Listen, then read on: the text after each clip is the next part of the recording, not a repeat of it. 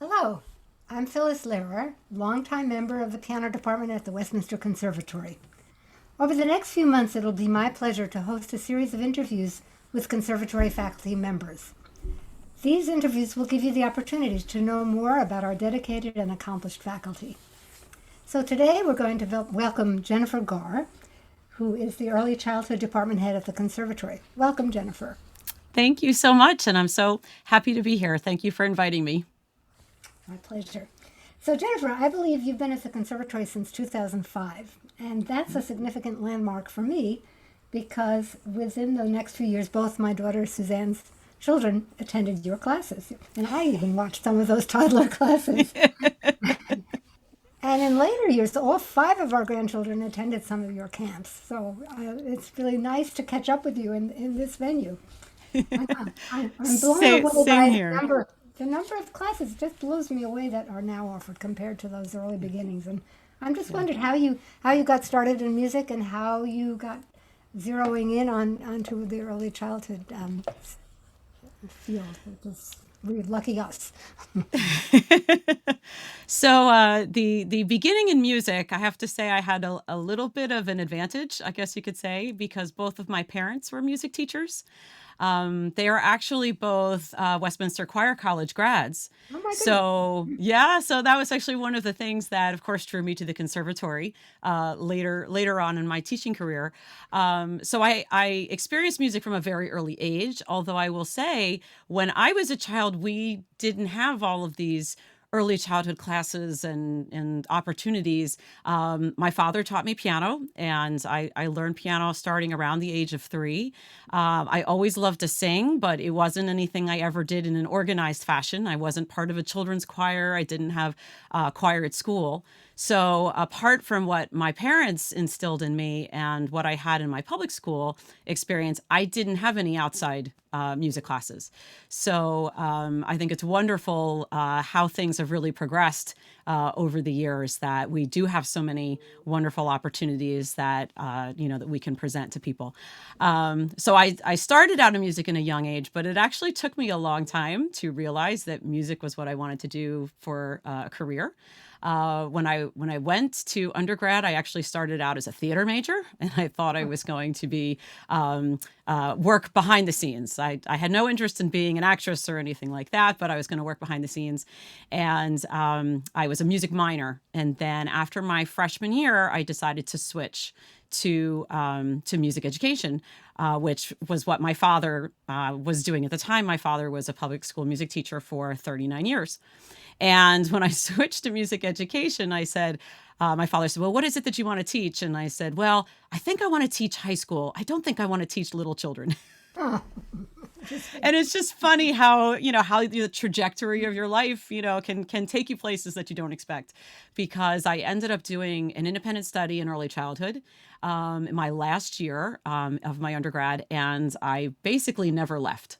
So my first job out was public school, kindergarten to third grade, which coincidentally happened to be the same exact age as my father taught. And so he really helped to guide me and steer me in the direction of teaching early childhood, and that's what I've been doing for the last 26 years. wow. And we're lucky. I, I wondered how you and and your conservatory colleagues decided that offering online classes in this challenging time would be possible. And I Yeah. wondered if you'd start by telling us a little bit about the way the curriculum normally is offered, and then describe how you designed an online curriculum from there, because that's pretty Yeah. amazing. Yeah. Obviously, in our in person classes, which is very different from what we're offering now online, our in person classes are very much hands on. So we are very active in our music making, and that's one of our main goals in the classes. We're dancing, we're moving, we're singing, we're playing instruments, but there's a lot of interaction between the teacher and the students. We try to keep it to be a very creative atmosphere where the children feel like they are having an input in what music we're making, how we're making it, what changes we can make together in all of this, music creation process. So when the quarantine happened, I think certainly it worked to our advantage that we had already established this wonderful community and network with our current classes. And all of us in the department, of course, as I'm sure many of us, all of us did in the conservatory, we all met with some of our colleagues to say, okay, here's where we are now. Where do we go from here? And we felt very, very strongly in our department that we wanted to make sure that we maintained that connection with our students, with our families. We didn't want to have things just end with the quarantine. And so that decision was made very, very quickly, very easily. So then came the next hurdle of, okay, what does that mean? Right. How do we take this product that we've worked on for a very long time to develop our early childhood program, how it works in person, and then translate it to something online? So I will definitely say there was a pretty steep learning curve. I think for all of us, just getting to know what resources were out there. I think a lot of us can relate to our knowledge of Zoom as of February 2020 versus our knowledge of Zoom in March and going forward. And so the resources were all there. So it's just a matter of us discovering, okay, what's the best platform for us, translating our music online. But I really think the biggest thing that really helped us in making that transition and making this work for our students was we were very deliberate in focusing in on two primary points of focus that we wanted to make sure were present in all of our classes. And this extends to both the classes where we had to transition, but then also we have new classes that we began in September, where I have a number of students who have never met me in person. They've only met me online. But so I think that the 2 points of focus that we felt very, very strongly about, one was developing a sense of community, helping our students really feel like they were connected to us as teachers, connected to the students that were in their classes, especially because at an early childhood age, we're teaching students who are 3, 4, 5 years old. The current situation is so hard for them to understand. Oh, absolutely. It's It's mind-boggling. It's hard for us as adults to understand.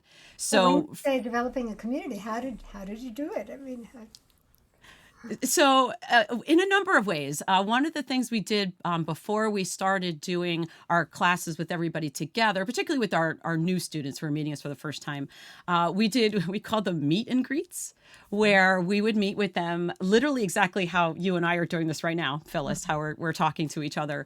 And we asked the students to bring a few things to the meet and greet that were special to them. So they would bring maybe a stuffed animal, or I've seen many, many Lego sets or toys or things like that. And so they would bring that to the time where they would meet us, individually. But then we would encourage them to do the same in our classes so that they were bringing something special that they had at home that they could share with everybody else in the class. And then we have some song activities that we would do, that we would invite each of the students to share something along with it. Just many, many different ways that we can think of just to help the children feel like they aren't home by themselves without feeling a they're connection. part of a class somehow. They're part of a class, they're part of a community, part of an environment. And then the second thing we really wanted to focus on was really emphasizing the joy of making music. And I think, again, for young children, they're very, very perceptive. And they know that the environment that we're living in right now is not normal, right? It's not the way they remember it being. And so we really wanted to accentuate the joyful aspects of our class, of making music, of being a part, being together. And so far, I think, knock on wood, I think we've been able to really, really emphasize that aspect, that making music is fun, it's joyful, it provides an outlet for even our youngest children when they may be feeling stressed, when they may be feeling worried, when they may be confused about what's going on. So I mean, I'm remembering the xylophones and the sticks and the cymbals and all of those wonderful things that did Yes. you encourage people to use things in their household, or did they get instruments or? Definitely, definitely. So, of course, our classes that had already begun in person, they had access to all of the materials that they had received in September. So, for our new classes, we had instruments and materials shipped to them. Ah, okay. So, we have the resonator bells for our musical gateway students that we play online just like we do in person. Uh-huh. So, and it's really been nice because we've had the opportunity for the children to play for each other, share their compositions together. Great. And then we've been trying to utilize some other online platforms in addition to we do live classes over Zoom, but then we use an online platform called Seesaw, where it's designed for early childhood and the students have the opportunity to really be very creative. They can make videos, they can make recordings, we can present online lessons for them. And this has been wonderful. And again, this was a resource that was present before March of 2020, but I Right. just didn't know about it. That sounds fabulous. So Oh, yeah, it's been one of the wonderful things that has come out of this experience, because I am getting the most wonderful recordings and videos from my students that are a way of them showing me what they've learned and creating their own music. And then this is something that we can share then with. Again, if when you're talking about fostering a sense of community, we can share this with the other students in the classroom, and they feel like they are creating music.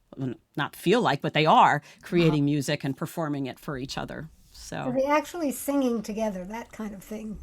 yeah, Uh, yes, yes, we are now. Of course, we do have the latency issue where we're so not that's all the singing beginning. together at the same Right. time. And what's interesting is I also teach children's voice class, Uh-huh. and I had your granddaughter actually in children's voice class, so I'm sure you remember a little bit of how that works. But for children's voice class, the students are older, so it's designed for second, third, and fourth grade. I actually have a couple of older students in it as well who have chosen to stay in the section. I asked them when we first switched to online. We did the very first beginning the song singing together, and I said, "So you can hear how we're not all singing together at the same time. We can all go on mute so that we aren't being confused." And they said, "No, we don't mind. It's Right. okay." And Okay. we've been singing that way for months. That's lovely. They Yeah, they like the experience of feeling like they're singing with everyone, even if it isn't Yeah. exactly in time. That's interesting So. because I'm teaching a chamber music group, and right now it's a piano duet, and we've tried Jam Kazam, which is an online, Mhm. it's a platform that's supposed to eliminate very little latency, but Right. it sometimes works and sometimes it doesn't work. And Exactly. so we make videos and play them for each other, and then play along with the other person's video, and it's Exactly. a challenge, but it just shows you. I mean, the urge to make music is so strong. We find a way. We find a way. Exactly. Exactly. Huh. So really, do you feel like the segue back to normal, we hope, which will happen maybe in the spring or summer, Hmm. it will be smooth? Do you think you'll continue with any online offerings? Or? Actually, I really think we will. I think there's, again, a number of positives that have come out of what we've had to create. Mhm. What is the saying? Either of invention or necessity is. And, Yes, exactly, exactly. So I really like to take the positives from the things that we have sort of had to generate because of the circumstances. The Seesaw platform that we do, I absolutely love it. I love the one-on-one connection that it provides us with the Mhm. students, which we don't always get in a group setting. Right. Since we aren't doing private lessons, this is really a wonderful asset to me as a teacher, I feel, but also for the students as well. So I know we will be continuing with that. I happen to really have grown very fond of the online platform of teaching on Zoom. It certainly wouldn't replace the in-person connection and situation of being with the students in person, but I do think it offers a lot of flexibility for families. We have families that are joining our classes who are not in the area. So One I of was my thinking of that. students, yeah, I mean, it's one of my students moved to Brazil when we were in April. So and they had been planning the move. We knew it was coming, and so we thought that he was ending the class in April when they were going to move. Well, as it turned out, we were of course online, so it didn't matter. That's great. He remained part of the class all the way throughout the summer, and we were not separated by the physical barriers of living in the area. So I think Oh, that's a wonderful unification I to. think it's fabulous. I mean, I was thinking from a parent's point of view, it's one less commute sometimes and things like that, Yes, yes, and everybody working at home. I mean, when everybody yes. has the same connection to the screen, but it's a positive. But then I started thinking of the giggles and just the disappointment, all the things that you see facially close up that you don't quite see the same online. But Yes, at yes. least we have the joy of music, which we're so lucky to have. Yeah, So, yeah. do you find that you give feedback for the future of kids? I mean, once they sort of they've gone through the programs, and do you guide them in some ways that you might do well with piano, or maybe you should continue with a string instrument or a wind instrument, or do people ask you, or do you feel the urge to do that? That's actually a question I get asked very, very frequently. One of the things that we typically do in we call them child independent classes. So stepping tones, musical gateways, music explorations, and so on. We go up through grade two. We sit down with the families each year, usually in the spring around May, early June, and we do parent conferences. And we start the conference by just sharing our observations of where we see the child's, their musical growth over the year, and if there are particular strengths that we see that we would recommend for going forward. I know my colleagues and I have really found it to be an incredibly helpful experience, not just, I mean, I don't want to speak on behalf of the families, but I know for us, Oh, understood.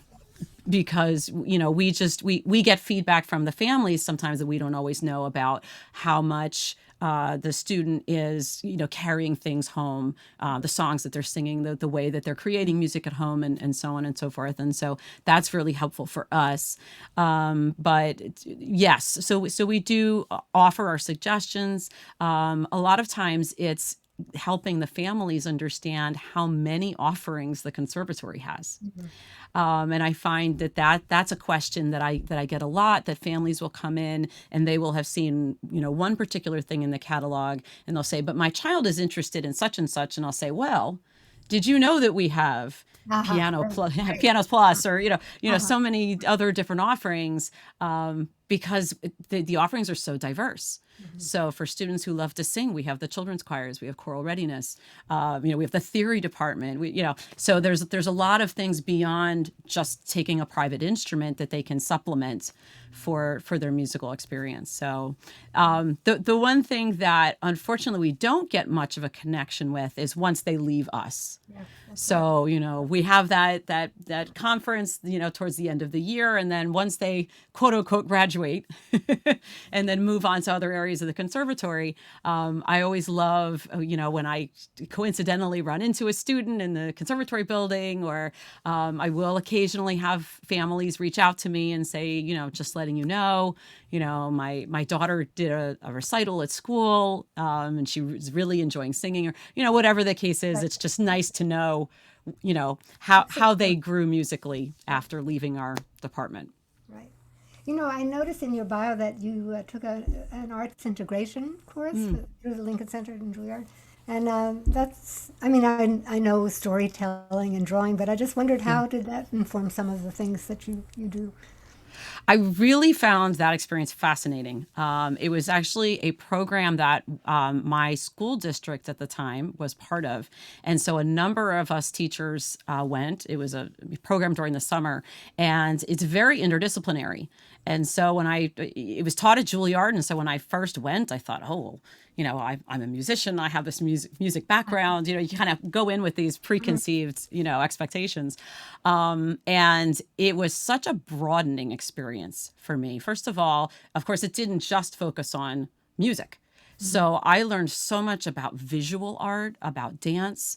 But the focus of the program was how you could integrate so many different, avenues of art into the general classroom. So it really wasn't specifically Oh, designed okay. for music teachers or art Huh. teachers. It was for classroom teachers. It was for resource room teachers. It was for really anybody. Wonderful. And it was a very, I can't think of another word besides broadening. That's the only word that's coming to my head. But it really broadened my vision of how to present and how to integrate arts of every avenue into teaching and into lessons. And it was really fascinating. And I think the greatest thing that I took away personally and also as a teacher was finding the confidence in areas where I felt that my knowledge was very lacking. Uh-huh.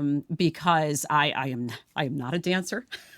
Do not ask me to dance, and do not ask me to do any visual art, because those are areas that are not my strength. But they encourage, they involved us in so many activities to help us develop those strengths and develop a confidence that, Uh-huh. okay, yes, I am not a visual artist. My drawings are never going to to be displayed in any galleries. But I could use that medium as a form of self-expression and feel proud of that product. That's great. And I really felt that was a huge takeaway for me, because otherwise, normally I would walk away from something like that and say, nope, that's not in my wheelhouse. Don't ask me to draw. I can't do it. But to get that lesson and say, okay, yeah, I can do this. I can express myself in ways that I'm not comfortable with and enjoy it. Can you So give an example or two about like how you would incorporate drawing into a kind of a music class?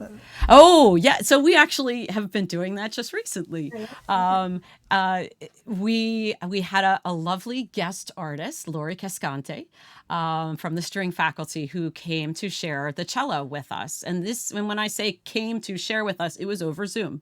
So since all of our classes are still virtual, she came and played for us. And so in preparation for that, we were exploring. I was trying to show the children sort of the wide gamut of the types of music and the beautiful sounds that the cello can make.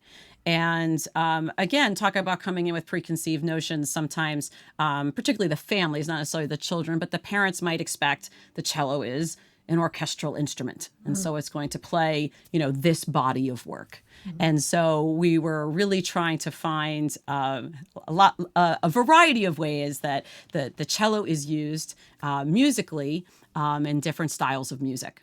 Anyway, so one of the things we were doing was doing an art response to that. So we started with the Swan, one of my favorite pieces, of course, played for cello and piano, and the children created some beautiful art responses, drawing responses to the music.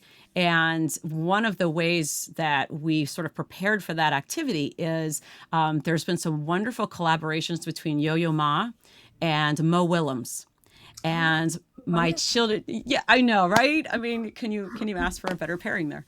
And my children know, my students, I mean, know Mo Willems, of course, because they love Elephant and Piggy. And so that was the perfect opening of the door, because they know they can identify with who he is through those characters. And he and Yo-Yo Ma have a wonderful video where Yo-Yo Ma is playing the cello, and Mo is illustrating Huh. along to the music. So that was kind of our stepping stone to then creating our own artwork in response to music, which then was all preparation for being able to have this interactive experience with a musician playing that instrument, being able to ask her questions and be able to hear it as close to in person as you could get in our virtual world. Lucky us to view those two people, and Well, I mean, it's so wonderful all that you're incorporating into your love of music and your teaching. And I'm just picturing what's a day in the life of Jennifer Garr. I mean, who also plays the organ and plays the piano and sings and has children. And I mean, planning the classes to me would be the great fun, but a great time consumer. How do you? Yeah, yeah. It is, and I have to say, since we have switched into the virtual platform, there is a lot of new work that I'm not reinventing the wheel. I'm kind of doing it from scratch. A lot of things we're sort of building from scratch as far as how to transfer what we've done in the past, and there are things that don't work as well online. We want to take advantage of the things that do work well, and so that involves creating a lot of new activities, a lot of new experiences. So that is very time consuming, but it is very rewarding. So, and I do look back on a lot of the things that, like, my family has helped me create. My sons have been in some of the videos that I've done. Some of my family members have been guest artists. Oh, wonderful. I had my husband play piano. I had my brother-in-law play guitar. But I look back on all of those things, and I now have those experiences because we did them all in video format Great. that I can share those. I can use those going forward. But yes, the days are quite packed. I teach not only just the classes through the conservatory, but I teach as part of the conservatory as a recipient of PNC Grow Up Great Grant, which funds music programs for underserved children in two area preschools. So I am teaching online for them every morning. So with some of the classes I teach through Google Meet, some of them I teach through Zoom, but it's all again virtual. So those are my mornings, and then I have conservatory classes in the afternoon, and then somewhere I fit in doing virtual services for my church with organ and singing and so on and so forth, and trying to pull together these wonderful virtual choir type videos or collaborations with other musicians, which is fun. So It sounds fun. I mean, this is such a challenging time for so many people, yeah. and we are so fortunate to have the gift of music and the opportunity to keep communicating it to our kids. Thank you, Jennifer. This has been such an exciting. I'd like to go on and find out more details. I actually accidentally, in looking at your bio, saw something about TV videos or some. So I looked at one video and started singing one of the songs with it. Is that another project separate from the conservatory, or will it feed into the online classes? So that's all part of the conservatory, and again, that was something I had never done before March, and so it was just something that came out of, again, wanting to stay connected with our students, with our families, and especially in the beginning, we weren't quite sure how this whole Zoom, interface was going to work. Of course, now we're all very, very adept at it. But so I started making videos for the students so that they still felt like that I was thinking about them, that I wanted to make music with them. And so that's how I started roping my family members in. My dogs have gained quite a following. My one dog, Big Moo, actually has a fan club, because so many parents would email me and say, my daughter loves Big Moo. So so there have been connections made that way, in ways that normally wouldn't happen. My students have gotten a little window into to my home life, to my family members, to my sons, to my pets. Uh, so it's just another way that we've extended the connection beyond what it normally is when we see each other in person. I don't normally have my family with me every time I come to the conservatory, so another benefit to the virtual thing. Keep on doing. You do so much for the children and families and for our community at large. And I want to give a shout out also to Craig Levesque, who's been just so dear about being our technology whiz. And Thank you, Craig. and thanks so much for today. I really enjoyed learning about all the things. Thank you so much. I really appreciate it. It was an honor to be here.